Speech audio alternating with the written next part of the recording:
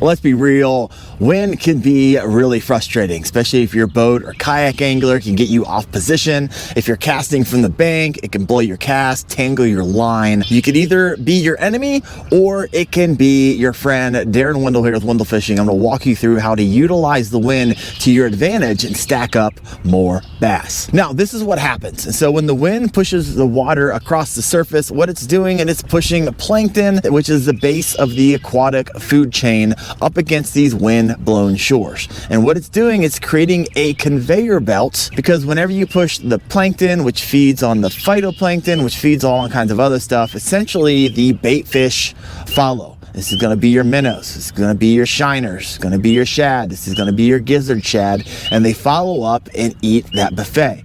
And soon after that, you have your predatory fish, you have your bass. They're going to push up and they're going to eat that buffet. And so you have this conveyor belt happening whenever there is sustained winds over a period of time, which I'm going to get to in just a moment. Now, that chain reaction is awesome, but you also have some other benefits of the wind, especially when it gets a little bit choppy out there. It's going to agitate the water, it's going to boost oxygen, which can increase bass activity. Second, you're going to get a shift usually in the barometric pressure, because usually with wind comes a storm, and especially when the barometric pressure drops right before a front, right before a storm, it could trigger a feeding frenzy. So a lot of times that wind can be a good thing. Now, also with wind, you're going to get that surface disruption, so it's going to be helpful in two ways. One, you don't want the bass to see you before they see your lure, and two, I fish a lake with a lot of ospreys, a lot of bald eagles, and that surface disruption, it's going to cloak them a bit, right?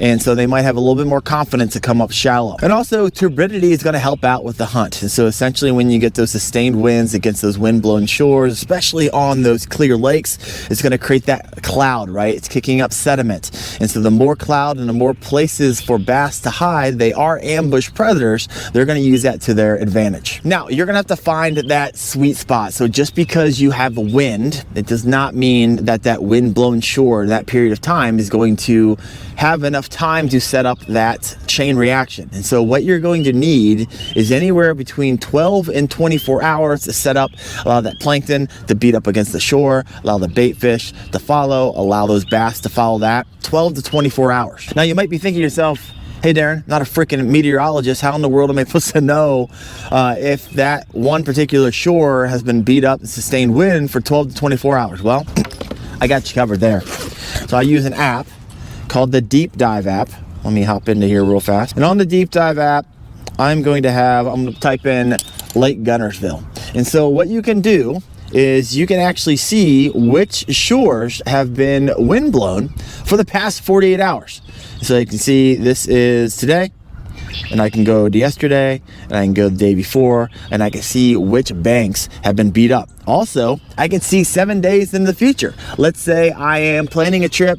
Today is Monday. I'm planning a trip for Saturday morning, and I want to see if Thursday and Wednesday, if any particular shores in that body of water that I'm fishing has sustained winds. And so I can go into the future and I can see, and it's color coded, right? Brown's going to be light waves, you got the yellow is going to be kind of moderate, and then red, I mean, they're really getting beat up. So that's kind of what you're looking for sustained. And I can go all the way in the future and see, oh man, the south shore of that particular lake is getting beat up for 12 to 24 hours. That might be a really great place to start throwing some baits. Now, when I'm fishing in the wind, there's two types of baits I really like. I like breaking out the chatterbait, and I like breaking out the spinner bait. So those are just the two lures. When it starts getting really windy, you got that surface agitation on the water. Those are the two baits I am throwing. If you're out fishing in the wind, sometimes, you know, light wind is not going to be bad, but keep in mind, wind can pick up really fast, can really dangerous really fast. So just know your limitations, do your research,